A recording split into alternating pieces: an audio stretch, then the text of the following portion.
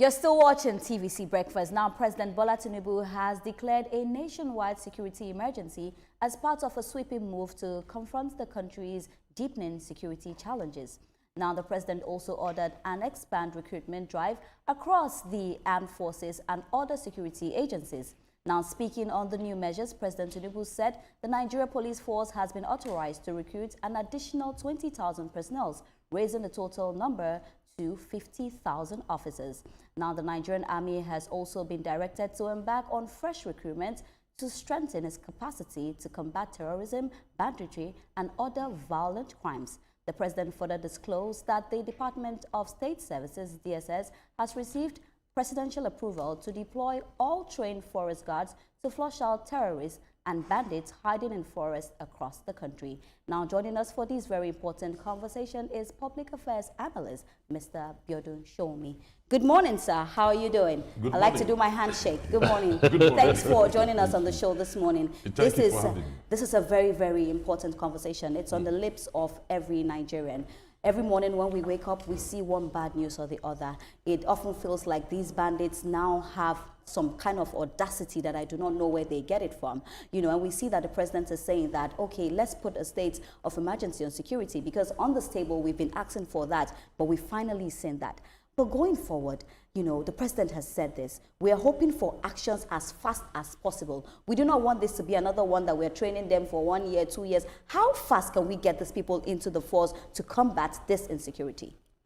Well, I think this is the first time we're having a very comprehensive, adopting a comprehensive measures to deal with the security problems in the country.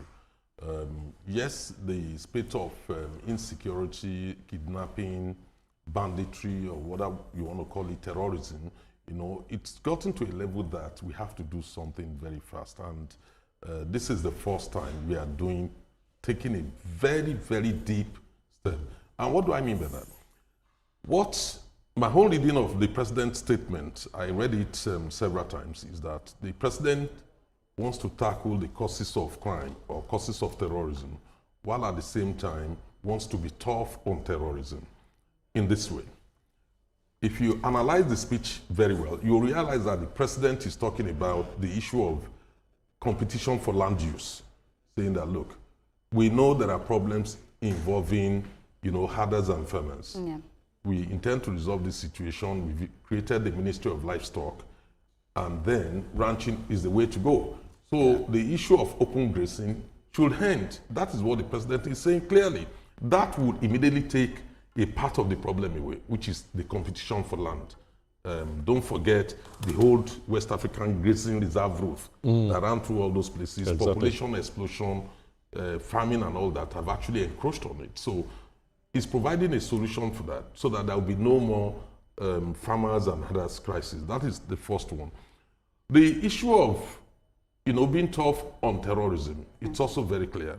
It's making it clear, if you look at the ratio of Nigerian police officers to per citizen, approximately on average is 450. 1 to 450, one police officer to 450 citizens. In some cases, you have 1 to 400. The highest case we've ever recorded is 1 to 460. In the case of Nigeria today, well, before the president's speech, we have a ratio of 1 to 437, you know. And what the president has done with this announcement of increasing police officers to 50 is to increase the ratio of police officers per citizen far above the 450 global average. So beefing up, you know, local security. It's also called for community policing through the issue of state police. That, look, the National Assembly should allow all states, they should pass a law to allow all states that desire to have their own police force, you know, whether you're calling it a Motekun or call it whatever, you know, so that, or neighborhood watch or something, so that they can have their police force. It's not saying all the states compulsorily, because we live in a federalism. And it's saying that, look, states that desire to have their own police force in order to improve security, let them have it. And with that, what it means is already we have about, you know, 371,000 police officers.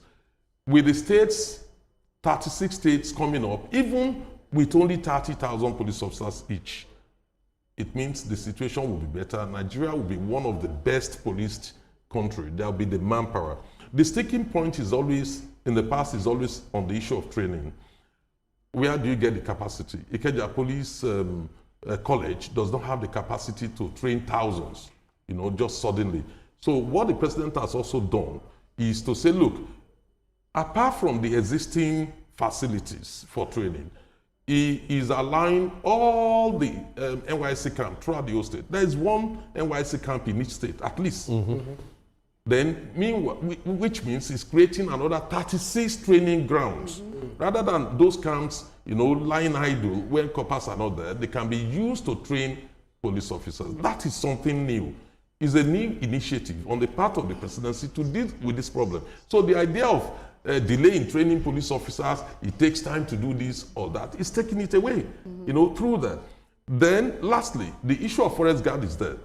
Through the DSS, the president is saying, look, it's time we deploy them. Don't forget the issue of forest guard came up earlier, and the president gave directive that they should be recruited. Now they have been recruited, they've been trained, and at the right time now, the president is asking them to be deployed, into the forest, and also to recruit more. So for me, I think we are gradually coming to an end to the insecurity problem facing our country. If you look at the military also, what they're doing is take away criminality, take away land use conflicts, separate them from terrorism. And now the president is saying that, look, he has given the go-ahead to the military to recruit more officers so that the military can concentrate on the issue of terrorism, while the police deal with the issue of criminality and other conflicts. You see, everything you've said so far is true, and it sounds good, it sounds well, but we're talking about Nigeria, and we always have an implementation problem when things like this come up. So I'm going to ask this. Wouldn't it be nice for Mr. President to say, for this state of emergency that has been announced, these are our focal points? Number one. Number two, the National Assembly, could you get us amendments within 2 weeks? Because when you declare a state of emergency, you are practically saying that, look, we are viewing this thing as if we're at war. So let us treat things the way we would have treated them if we were actually at war. What's your take on that? The president has not declared state of emergency. He declared a nationwide security emergency. What's the difference? Because there's a big difference. If you declared a state of emergency, it means the country has broken down. Everything has collapsed. That's not the situation. It could also lead to suspension of democratic institutions, bringing in the military to, do martial law. Yes. But in this case, it's just, an emergency on security situations throughout the whole country. The economy is doing well, so what's the point in declaring state of emergency? It's not a question of whether we have a total breakdown of law and order in the whole country. No, state of emergency on security. Yeah. On security. Yes. Nationwide state of emergency, on security. Yes. So, and specifically looking at that angle and wanting to deal with the problems. And do not forget, even though we heard of kidnapping in Ekiti or one place or the other, it's still not very pervasive as in the Northwest, where you have the Lakaura, creating menace, or in Borno, where you have Boko Haram, ISWAP, terrorizing the whole place. But when you still move around many parts of the country, you still see a semblance of normal life going on. So we do not have a total breakdown of law and order to warrant a state of emergency. What we have is the need to take some extraordinary measures, in order to beef up security and deal with the problems we are facing. So what the president has done is to be tough on crime and tough on the causes of crime. It's interesting how conversation actually changed, just over the weeks, because back in the day, just a few weeks ago, we were talking about the economy, how it's now rebounding. We're talking about education, talking about health, etc. Now, security seems to have taken over the entire conversation. I'm wondering what the roles of the state governors, how it's been so far. We saw that the Southwest governors came. They met like twice now. They met in Oyo State. They also met in recently is it in Ogun State or somewhere? Yes. All together, or the Southwest now, Yes. Or the Southwest governors coming together. I mean, South governors coming together. Should we not begin to look at the area of building, not bricks, but one way or the other, developing areas along the borders? Because people who stay along the borders, they tend not to feel the dividends of governance. Because some governors will say, I'm not interested in what is happening in the borders. You just put some security agents there, man these areas, collect money, collect levy for those who are going in and out. Should we begin to look at development from the peripherals of our states, Oyo State, Ogun State, Borno, and all of that, and not leave it to the federal government to start thinking of what kind of security measures we put along the borders, not only fencing? Yeah, look, I cannot remember whether it's the Controller General of Customs that came up with the idea of fencing, or somebody came up with it some time ago. We have a very huge land border. Yeah. You know, don't forget we are bordering so many countries. The Niger Republic is there, Cameroon is there, the Republic of Benin is there. You know, so how do you cover all these areas? We are very good at one thing. When you look at Benin Republic, we have very tight borders with Benin. You know, either you're saying Seme, or you are looking at K2 or Imeko Afon or Idiroko axis. It's working. But there are a lot of other crossing points, particularly in the northern part, where there is no presence. You can't even feel that. Yes, so it's like an open border, you know, for people to move in and out of the country. That's one problem. And the level of affinity is also high. Absolutely. Yeah. That is one problem. The second issue on movement of people is about the ECOWAS protocol. We're a signatory to the ECOWAS treaty that allows for freedom of movement of goods and people across West Africa for at least a period of 3 months without requiring a visa. But that does not mean that you should not have borders. They should not go through any checks. But what we see currently is, particularly from the Niger Republic angle, people move into the country and out easily. And even at times, they are not even Nigerians. They could be from Mali. They could be from Guinea or from some other countries. And that is how those who fought against Jotodea in Central African Republic managed to find their way through Mali down to Nigeria. I mean, there's no doubt about that. The facts are very, very clear. So when you look at that situation, what then do we need to do? We cannot easily man all those places. We need to employ technology, the use of drones.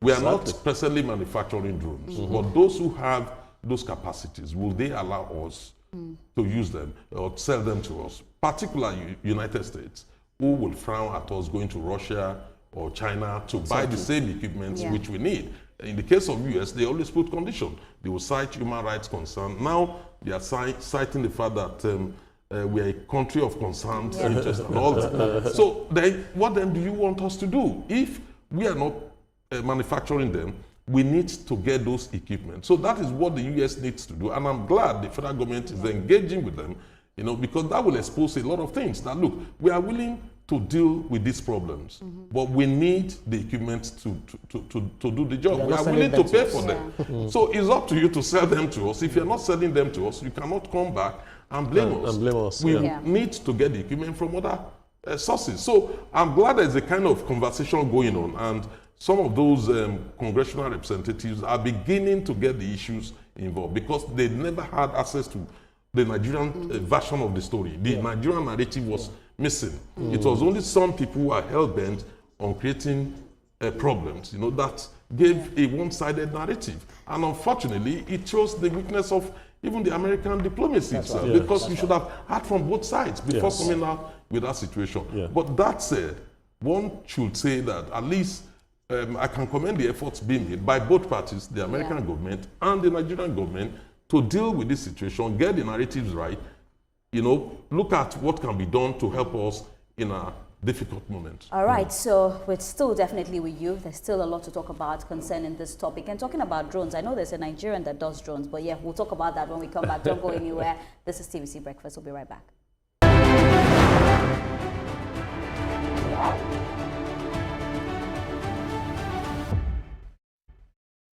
It's the Indomie Eat and Win promo. The more you eat, the more you win. How to win? Buy the Indomie Eat and Win promo pack. Find the promo code inside. Visit indomie.ng/eat and win. Enter your promo code and start earning points fast for a chance to win exciting gifts and 1 million naira cash every week for a lucky winner. So hurry now, eat and win. Let the winning begin. Visit indomie.ng/eat and win for more details. Terms and conditions apply. Power Oil Light. Light enough for movement. Real enough for taste. Power Oil. My choice for my family.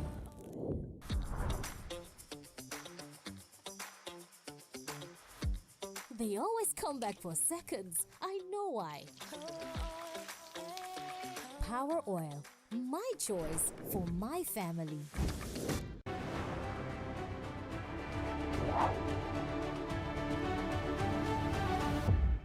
Yes, we still have Mr. Shomi with us, and we're talking about, this insecurity in Nigeria. But I want us to start with the fact that we've had several conversations of, should we negotiate with bandits? Should ransom be paid? Those kind of conversations. They say that when we keep paying ransom, we give these people the leverage to look at us like, they can do anything and we will take it.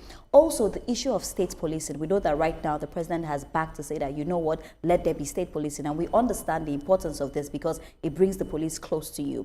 But the question is, we've been talking. When do we now get to see the implementation of these things? For example, the state police, because as we keep talking, it seems like these bandits keep doing more. This morning, something happened. Yesterday, something happened. So at what point are we now going to take the bull by the hand and put action? Well, when it comes to implementation, the devil is always in the detail. But for the first time, we have seen an immediate reaction. The IGP has already disclosed that over 11,000 VIP escorts are being withdrawn. Yes, more will still need to be done because there are a lot more than that. There are about 100,000, if not more, of Nigerian police officers who are busy with personal protection, acting as security guard for people, whereas they should be in the community doing the job. So we've seen an immediate compliance, but more needs to be done. The public will be expecting within the shortest possible time that more people will be deployed. We should also not forget that implementation takes a little bit of time. The simple reason is the Nigerian Security and Civil Defense Corps, are not prepared for this. They do not have the manpower for this. So they need to look into that. It's the first time that we will declare that we should withdraw police, private police protection from VIP. Without providing an alternative. This time around, the president provided an alternative to say, look, if you're entitled to, if you think you need it, go to the Civil Defense Corps.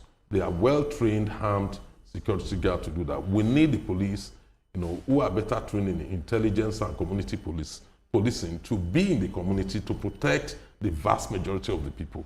So, that's something significant. So when it comes to implementation, we've already seen some VIP approaching the Civil Defense Corps for protection, which is good. So it means somewhere somebody is taking these issues more seriously than what used to happen in the past.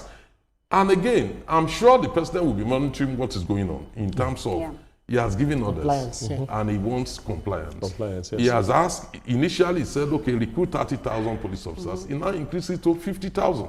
He knows that allowing the police to use the NYSC camps, it means he's providing 36 training spots immediately. So there'll be no excuse, to comply. Of course, it will lead to creation of more jobs. To those who are concerned about, what about the loss of 10 billion naira, which the Nigerian police force is making, from this private escort duty, I would say that the 10 billion naira would also be made. It will be a gain to Civil Defense Corps. And what does that mean? It's on average, it's still about security money. So it's 10 billion out and 10 billion back in. But the issue is the public protection, which the federal government seems to be, focused on. And that needs to happen because they are being paid with taxpayers' money. So I'm sure this time around, with the steps being taken currently, I think something would certainly change. The military will recruit more people. They need those soldiers, to deal with this situation. The police need more people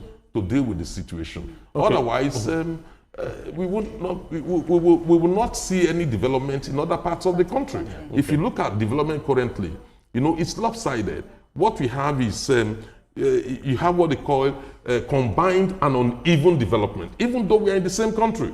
So you see a situation where certain parts of the country will own the 80% of the industries in the country, and that is not helpful to our country because it leads to internal migration, creating more problems and more pressure for some states than the other. So we need to get the balance right, and nobody will invest in places where there is no security.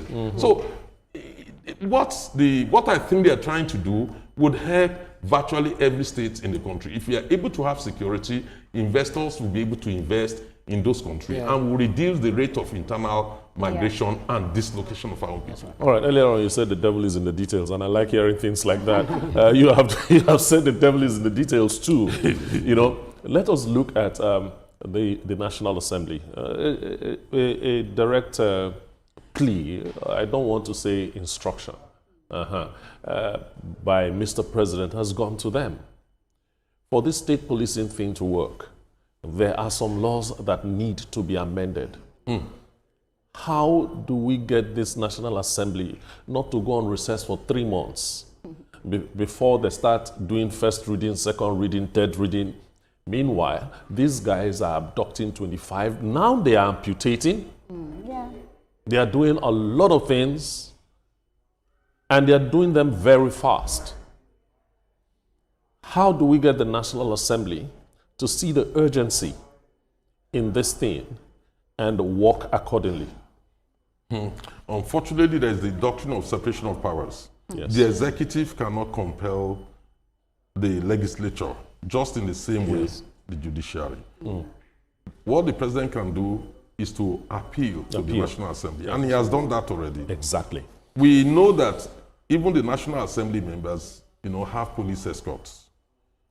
So it's quite clear, if they are not willing to look at the law, you know, what they can do is withdraw the escorts to the minimum. Rather than a senator having 3, 4, 5 police officers, let them have 1. Then they will see the need to do the needful. The problem we have is not the National Assembly. It's usually the 36 state houses of assembly. Because even if you manage to get it through the National Assembly, and I think the Senate, no, the House of Reps, passed the issue of state police once. Now, the issue, that's not where the problem lies. The problem is the 36 state houses of assembly. You need 2/3 of them to back it. Now, it seems the momentum is there. Many states are now willing to embrace the idea of state police. So the ball is now back in National Assembly's court. They need to pass that law urgently. But when we amend say the law urgently, and then send it to the 36 states. I was suggesting that they pass that law by the because we weekend. keep saying urgently, but that urgently, we now urgent. hear that urgently will be like two months, 3 months, and these people are acting very fast as well. Absolutely. But the fact of the matter is, I think we are at a crossroad. They would have to do something before the year runs out. That's right. They've been working on amending the Constitution. Even if that aspect on state police alone is taken out, let that go to the people. Go to other, you know, state houses of assembly and get that passed so that states who are interested, after all, what the president is not saying that all states must have state police. If you need it, you should be able to create it. If you need it, assent to it and create it. In your state. After all, you are the chief security officer. So that would take away, you know, the argument that, look, I'm a chief security officer, I do not control the human resources needed to carry out my job. And that is what they're trying to do. If we can get that done, states that do not require it, so be it. But those who require it will be able to establish the state police and beef up security in their state. Yeah, so now if you look at the creation of state police, he had made allusion to going to the National Assembly and, you know, speaking to the 1999 constitutions that actually vested that kind of security to the police force. Now, when we create state police, what would the chain of command look like? We don't want to start debating how governors are going to be funding the state police. You've also made that allusion to it. We have already in existing vigilantes. We also have the president giving marching order to the DSS to release the forest guards that have been trained, you know, to their various posts. What can we do in terms of command and control protocols. So much so that we won't have interagency conflict where there will be friendly fires or the issue of bureaucratic paralysis. Who takes order from who and what? Yes, there is a lot of work. It's one thing to pass the law. If you're able to amend the law, take it to Houses of Assembly, and we manage to get the two-thirds to approve it, that is the starting point. You now have to work out the relationship. Because what you now have is you have the federal police and you have the state police. So how will they relate? What about coordinating their efforts one way or the other? At what stage will the federal police intervene in a situation in a state if security is breaking down? Or maybe there's a wide unrest and then the state police is perceived as not doing enough to either protect the first level of deployment. Security. What would they do? So there are a lot of discussions, and I'm sure that we know how to prevent interagency conflict. We have had a lot of that, and you see it, petered out one way or the other, particularly either the police and the army or one thing or the other. But this situation is totally different because you might find yourself in a state where you have an opposition, being the governor, and one way or the other, they are trying to use the police for purposes other than what they are supposed to be used for. So what do we do in that situation? So a lot of things needs to be discussed and worked out. But in the meantime, the basic problem is the security of lives and property, which is the primary duty of every government. And that is what I think the declarations of the government, of the federal government, seems to be focused on. You know what, but let's touch this a little bit because of our time. We know that right now we're going to be having conversations with US. What do you think the outcome of this will be? And do you think that it's going to help us in any way? What's your take on this? Because a lot of people are come see about it. Like Ibrahim here was saying that we need to have the upper hand when we're having conversations with them. But for you, do you think that these conversations we're having with them will bring any change to the insecurity we're facing? Because the most important thing right now is to secure lives and properties of Nigerians. Yeah, obviously. There's some allusions, to the current security problem. If you look at the extensions we've had from an American Congress representative, talking about how ISWAP came into be and all that. But that's aside, that's a different matter. The federal government engagement with the Americans currently will expose one thing. Is either you want to help us or you don't want to help us. Or you're interested in saving our resources rather than saving a Toma who is a Christian.